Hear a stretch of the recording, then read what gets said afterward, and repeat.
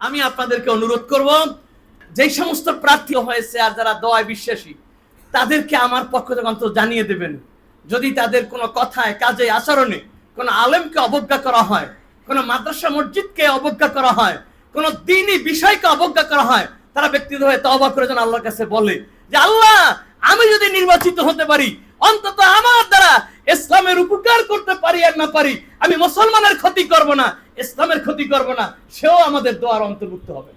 কি বলে ঠিক কিনা? আর যিনি ইসলামের ক্ষতি করবে, ইসলামের নাম দিয়ে গদি খুঁজবে, ইসলামের নাম দিয়ে সম্মান খুঁজবে, এই ধোঁকাবাজদের তালে আমরা পড়ব না। আল্লাহ পাক আমাদেরকে সতর্ক থাকার তৌফিক দান করুন। দোয়া হবে ইসলামের জন্য যাদের ক্ষমতা পদ কাজে লাগবে, মুসলমানের স্বার্থে যারা ব্যবহার হবে, সে যে পার্টিরই হোক, তাকে আল্লাহ বিজয়ী করে দেব।